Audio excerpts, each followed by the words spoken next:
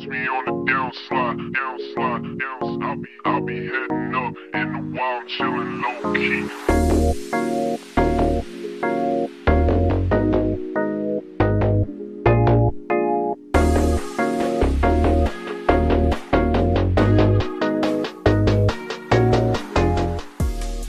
Dadalhin ko ito kung na nasa basa ng ulan.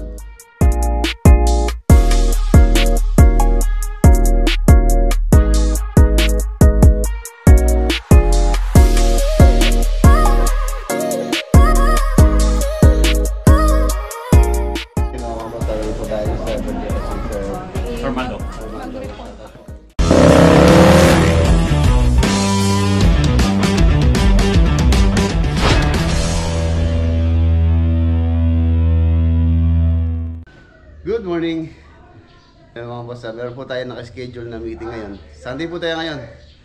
Magkikita po kami dito sa ano, Kika Farmers. Kika Farmers tayo. Kika Farmers po kami mag-meet ng client.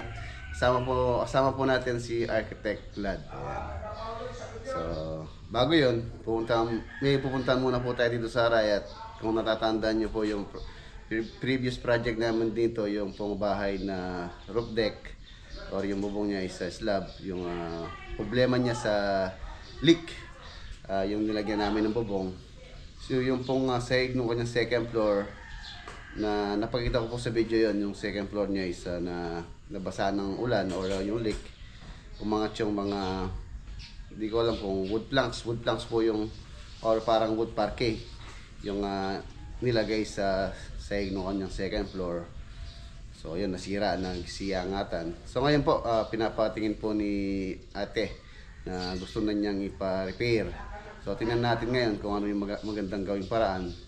Kung i-repair natin yun, at least hopefully sana may makikita pa po tayo ng ganong materyales.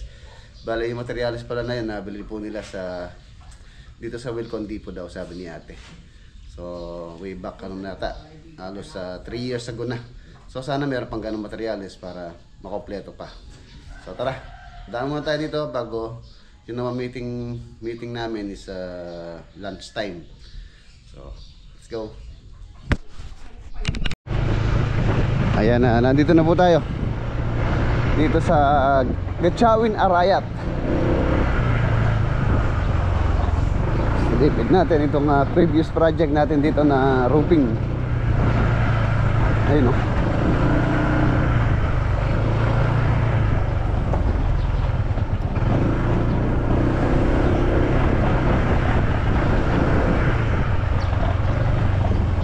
Ayan po siya.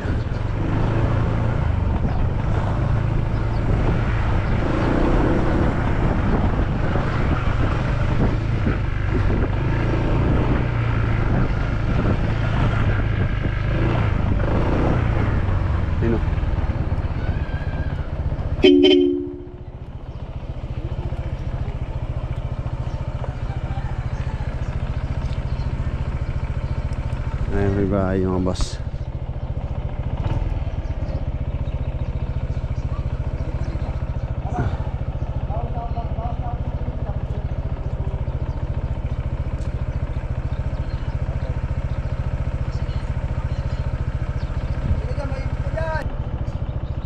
Ganda ng kulay oh.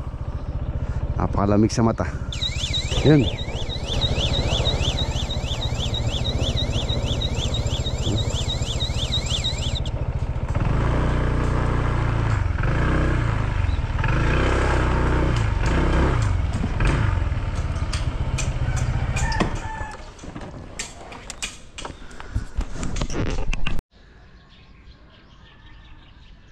Ayan na, ito po.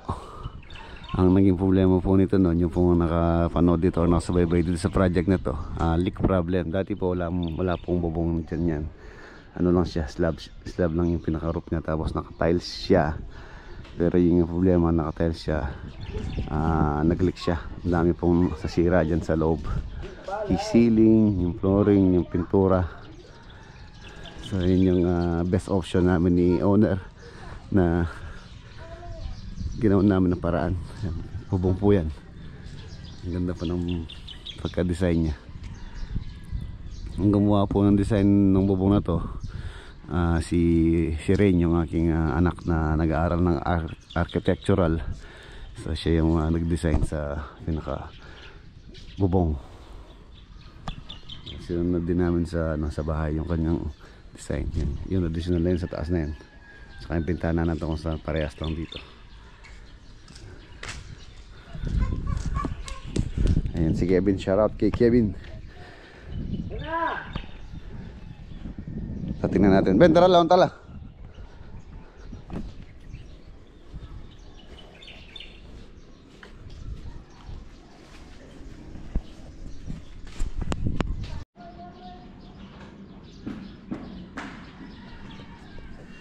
Kape muna tayo. Ginawa tayo ng kape ni Kevin. Ito po yung pinapag ni ate. Ayan, ito yung naging mga issue doon. Ayan, nabasa po ng leak. Nagsiyangatan po nun yan. So nabaklas na lang yung dito, kaya dati nakaumbok dito yun, ang mga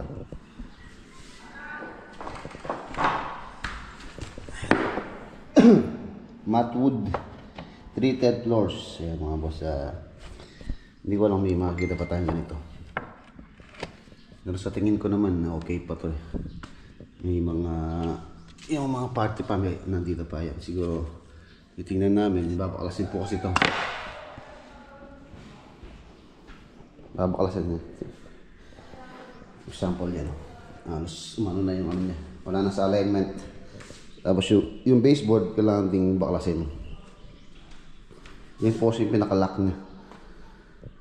Siya yung iipit dyan sa ano na to. Nilagay niya ito.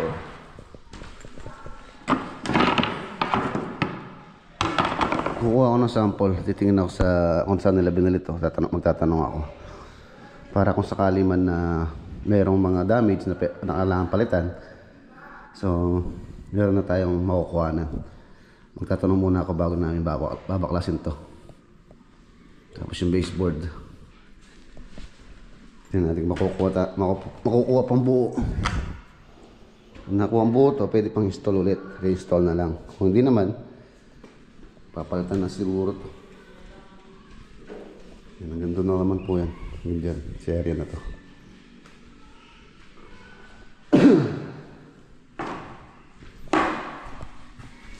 Dito sa loob ng mga room, hindi naman po affected to.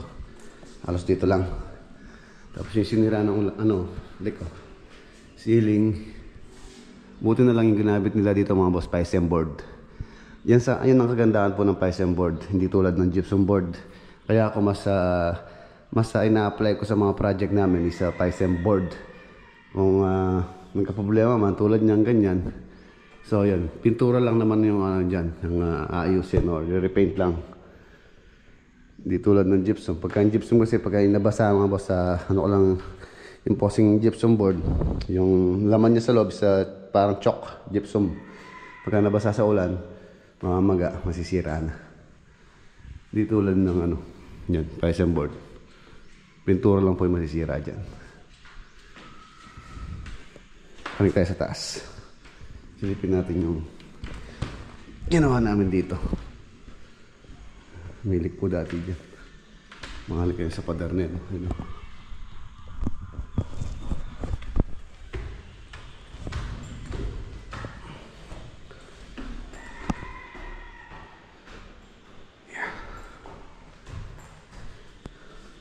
Dati po naka-tiles to. So, ginano ni owner na concrete topping na lang.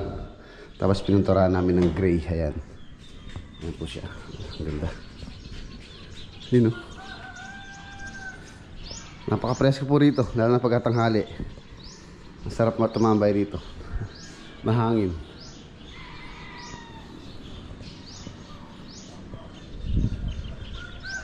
Ito yung open light.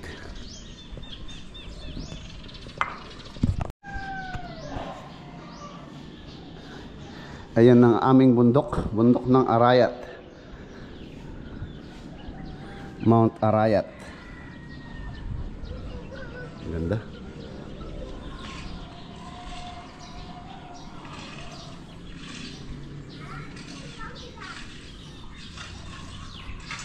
Ito pa yung additional na room. Ay, nakalock. Ito, bali nagkad po kami ng ano dito, ng door. Tapos naging ano to, naging room, kwarto.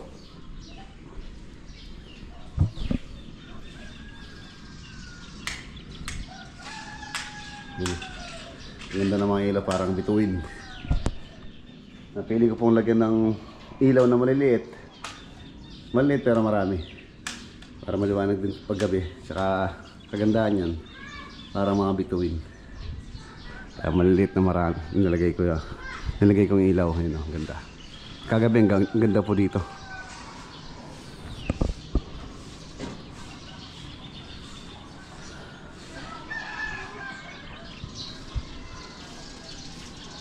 Ayos.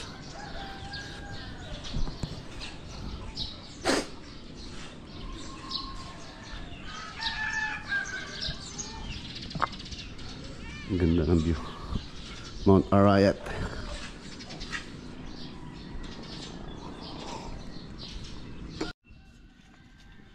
Ayan, ganito. Dadaling ko to. Sample.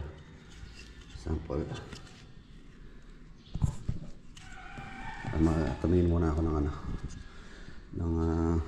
ganito. Hindi po kasi maiwasan, baka mayroon ng kailangan palitan. Tulad dito, medyo ano na siya, medyo bingkong na, baka na ano na sa basa ng ulan, naulan sa alignment, kailangan palitan.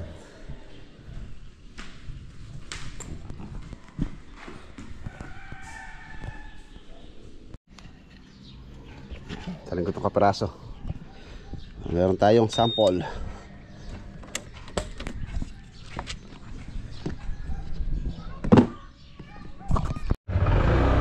Okay, let's go. Ben, ano?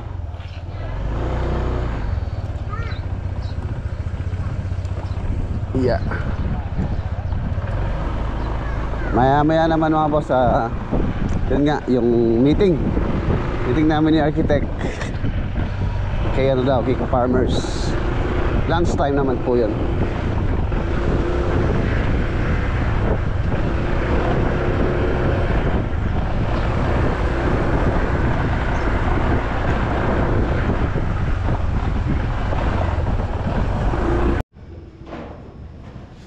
So yan na mga boss, nandito po tayo sa bahay dito sa Imasan.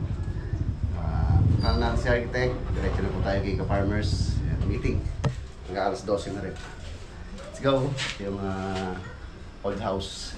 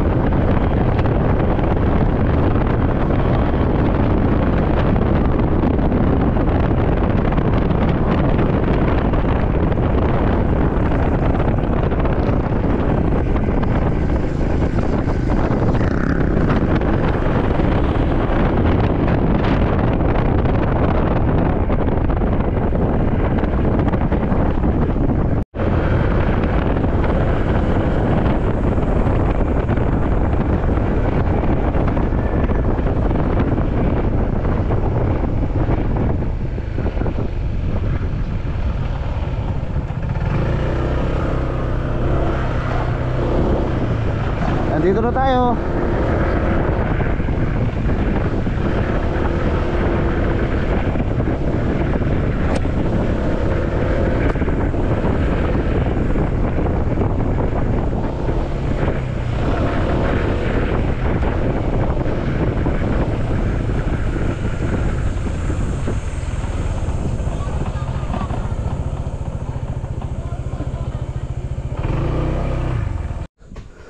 Andito na po tayo.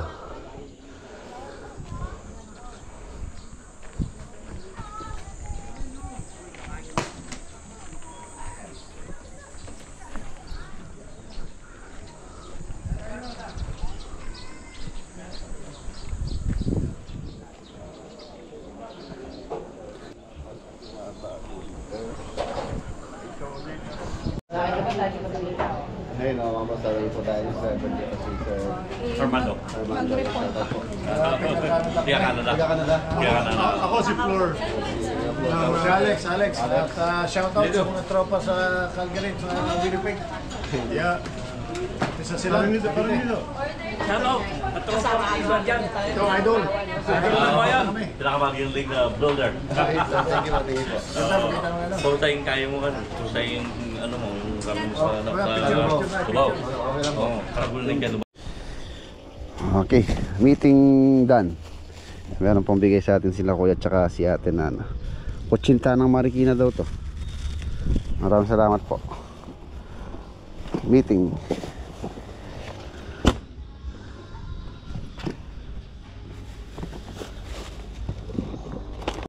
Okay. Yan si Arky. Nakaano po kami. Parehas pa ADB. ADB yung gamit ko. Umaga pa eh. Check. Mga alas 2. Dan kaya tayo kay parang Jimmy. Habang maaga pa. Yargi, ingat oh.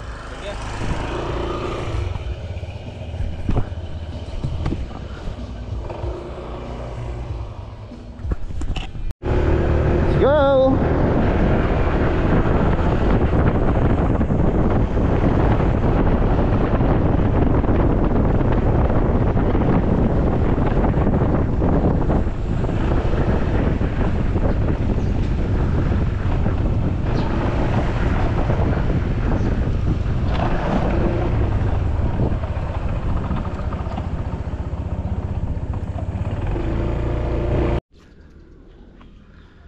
Ayan na mga boss, nandito na po tayo sa farm. Kanina bala ko sana dumiretso kay parang Jimmy sa farm niya. Biglang mabigat yung katawan ko. So napagdesisyon ako na munang umuwi at makapagpahinga. Yan. Umuwi na lang po ako, tapos natulog. Nagbawi sa tulog. Kasi kadalasan minsan late night na ako nakakatulog, tapos maagang gumising. So, ayan, nakaidlip naman tayo ng konti. Hapon na. Ayan, dito sa farm mga boss, wala pa rin pong dito improvement. Yun nga, tulad ng balak ko, gusto ko na po sana ipa-start yung dito, yung bala kong maliit na swimming pool. Kaya lang problema, wala pong gagawa dahil yung mga tropa halos busy po lahat. Actually wala po tayong libre. Ayan. Pero tingnan natin na meron po akong kausap na magukay. Yung magukay mga boss, ang balak ko po, paukay ko na lang ng backhoe. Siguro kahit isang araw lang matatapos na manukayin yun para mas mabilis. Tapos pag kami libre, mahuhugot, so mauumpisan na. So yun, one of these days pagka po libre ako, i-layout ko, maglalaan ako ng araw dito sa farm. I-layout ko yung balak kong swimming pool, mamarkingan natin para pagka libre na po yung kausap kong mag-excavate o magukay. So meron ng marking kung hanggang saan, tsaka hanggang gaano kalalim ang hukayin. So yun lang po yung balak ko dito ngayon. Sunday po ngayon. So parik muna tayo dun sa taas at magkape tayo. Ayan, ito yung ating pinaka guest room. Ano na lang po kulang nito, palalagyan ko siya ng aircon. Mainit po kasi pagka ganyan salamin yung wall, lalo na pagka nandun po yung araw, mainit po yan. So kailangan natin maglagay ng aircon dito, tapos lalagyan natin ng shade dito, cortina mas maganda, mas maano sa init yung cortina kaysa sa blinds, yung medyo makapal na curtain, para mas malesan yung init sa loob. Hindi nagre-reflect sa loob pagka makapal yung curtain, di tulad ng blinds, tumatagos pa rin yung init. Yun, ganda. Ang ganda ng aming bundok sa aming palayan, patagan. Ayan, patag na patag po.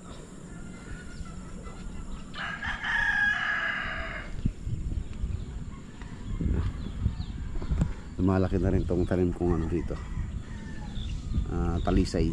Tapos yun yung African talisay.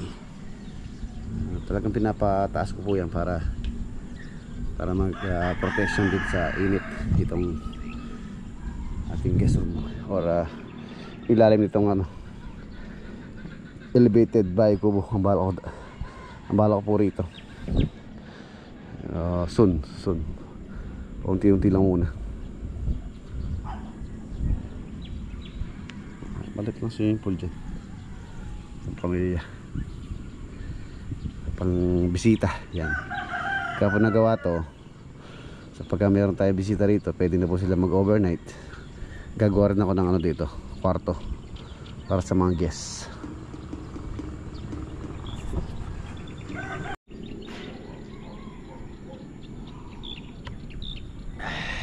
Sarap.